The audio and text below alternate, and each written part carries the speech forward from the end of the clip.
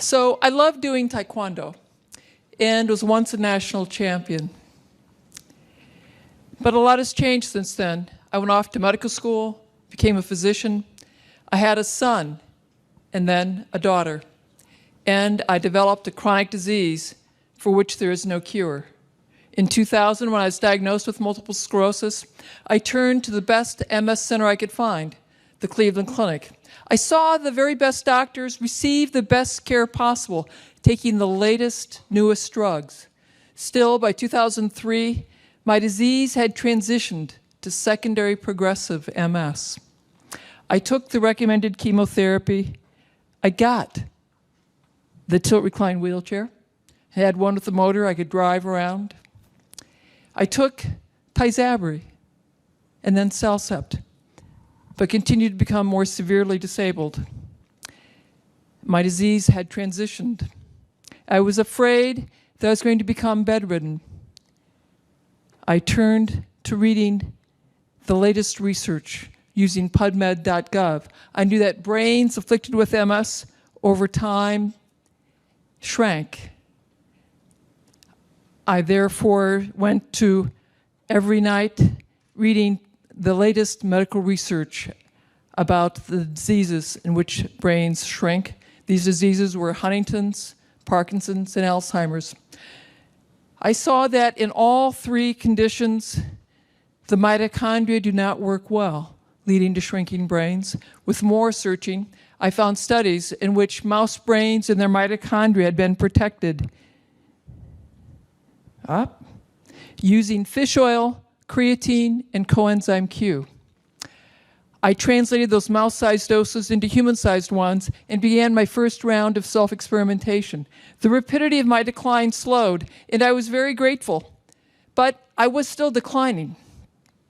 Next, I discovered the Institute for Functional Medicine, and through their continuing medical education course, Neuroprotection, a functional medicine approach to common and uncommon neurological syndromes, I learned more brain cell biology and what I could do to protect mind. This is some of what I learned. We have 1 billion cells in our brains with 10 trillion connections. All of that connective wiring must be insulated with something called myelin, and multiple sclerosis damages myelin. In order to make healthy, robust myelin, your brain needs a lot of B vitamins, in particular vitamin B1, which is thiamine, B9, which is folate, B12, which is cobalamin. It also needs omega-3 fatty acids and iodine. This is a synapse. Those beautiful golden drops are the neurotransmitters. For your brain to make neurotransmitters, it needs a lot of sulfur and vitamin B6, which is pyridoxine. These are mitochondria. They're so beautiful.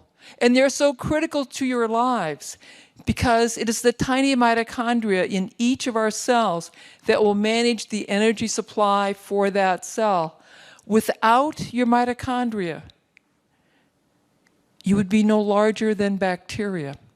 In medical school, I had to memorize countless reactions involving my mitochondria, but I never learned which compounds my cells could manufacture and which I needed to consume in order for those reactions to happen properly.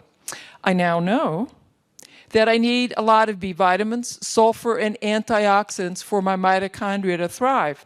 And so I added B vitamins, sulfur, and antioxidants to my daily regimen.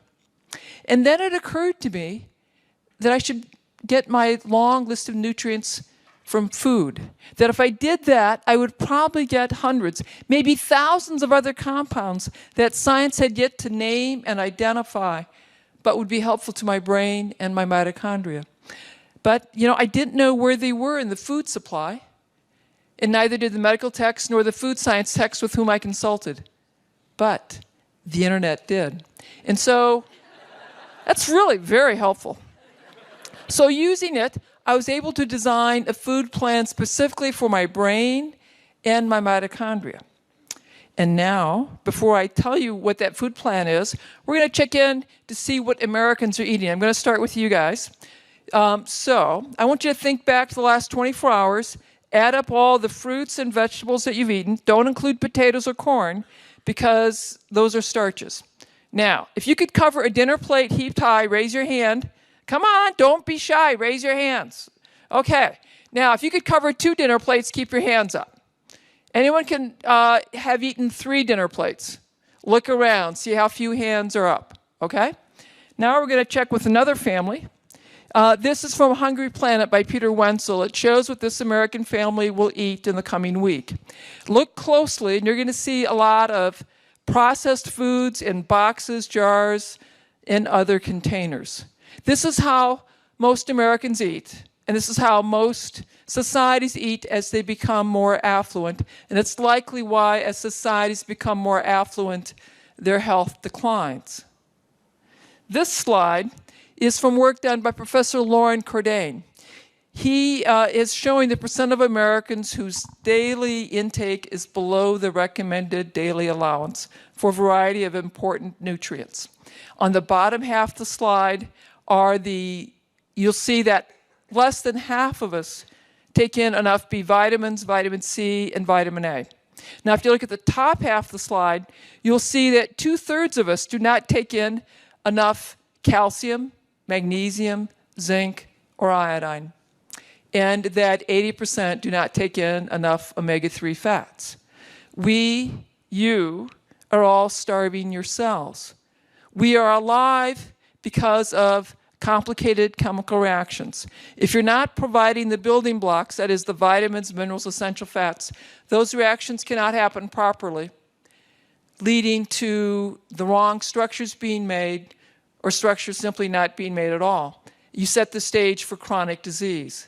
This is why our children are born with jaws that are too small, leading to crooked teeth and smaller brains. This is why your blood vessels become stiff as you age.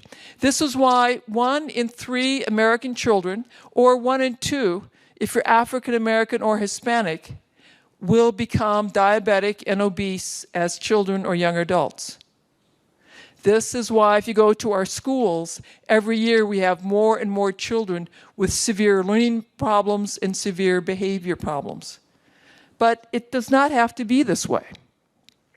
For 2.5 million years, humans ate what we could gather and hunt.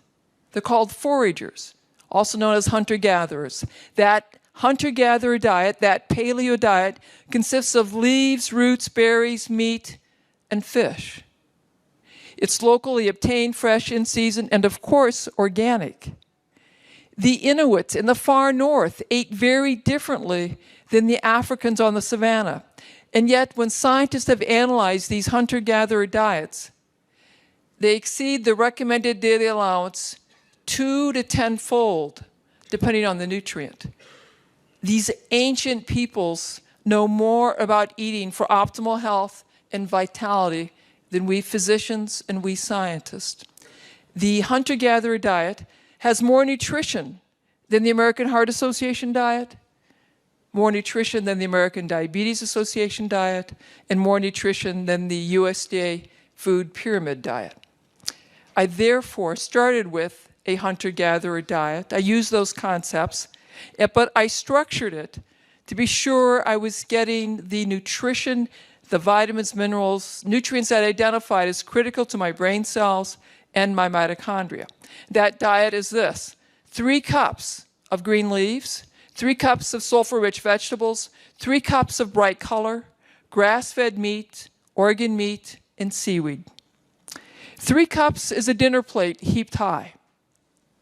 I start with greens because they are rich in B vitamins, vitamins A, C, K, and minerals. And those are 2 types of kale. Kale has the most nutrition per calorie of any plant. The B vitamins will protect your brain cells and your mitochondria. Vitamins A and C support your immune cells.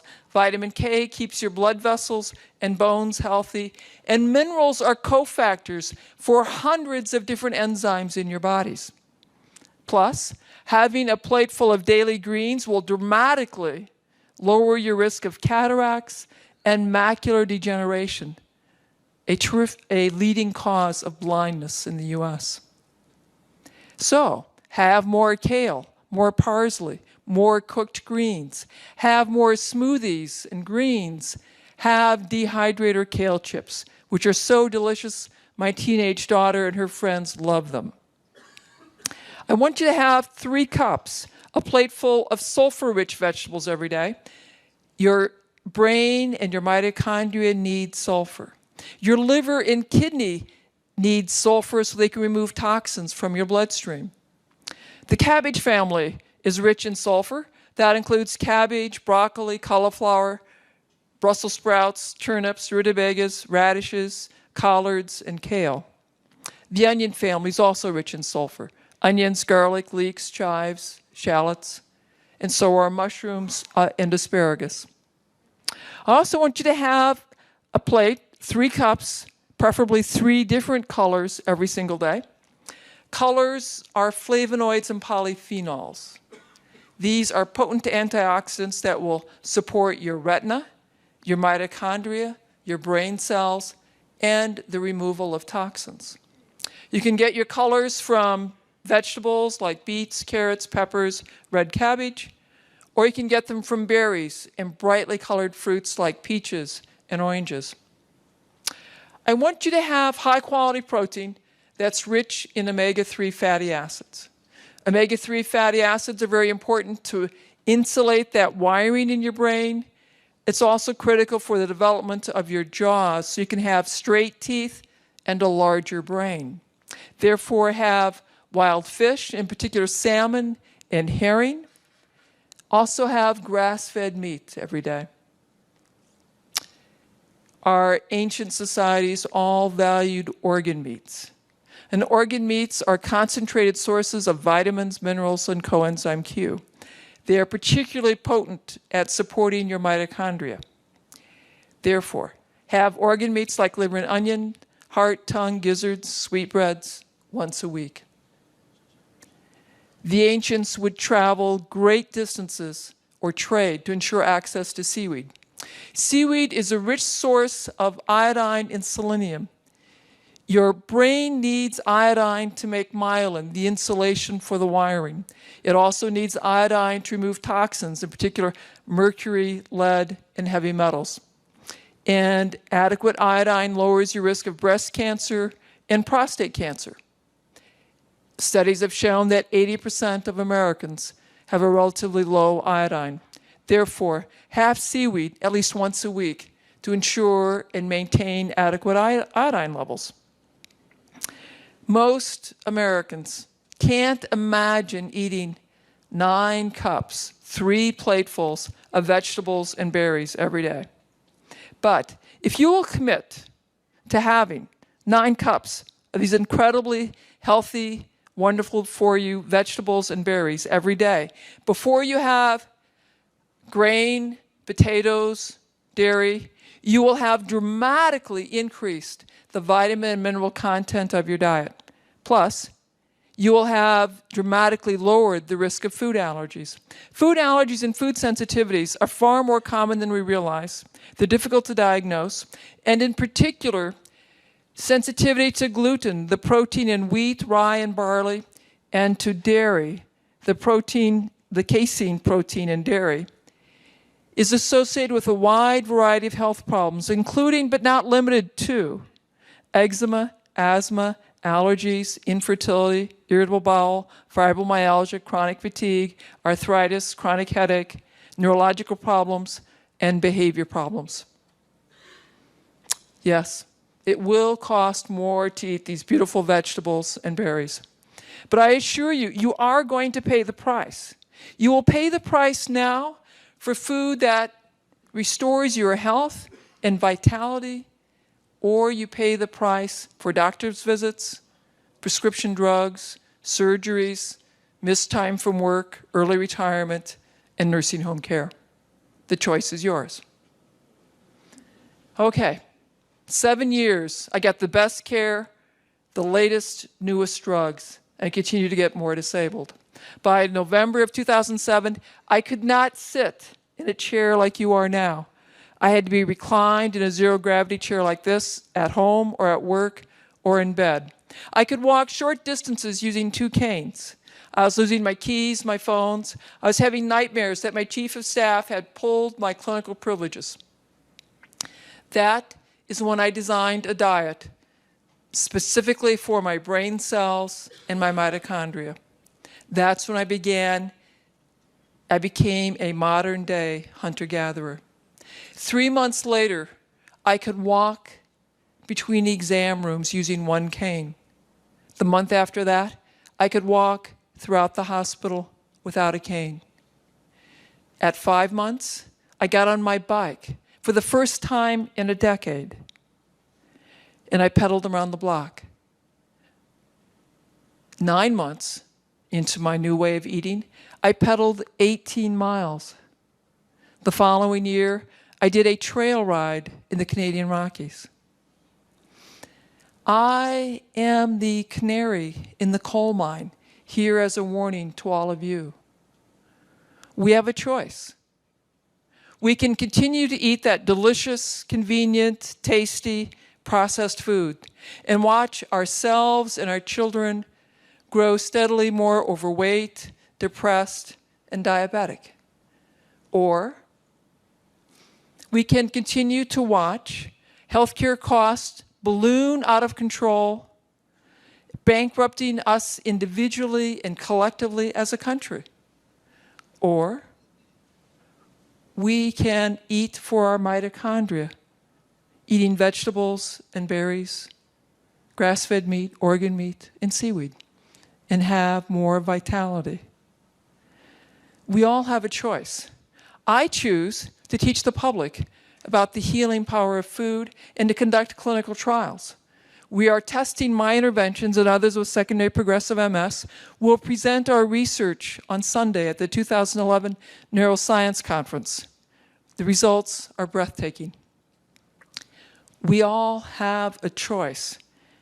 I challenge you to become modern-day hunter-gatherers and eat for your mitochondria and become ambassadors for your mitochondria.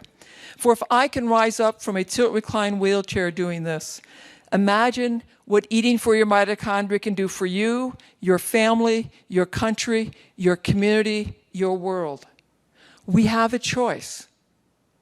What will yours be? Thank you.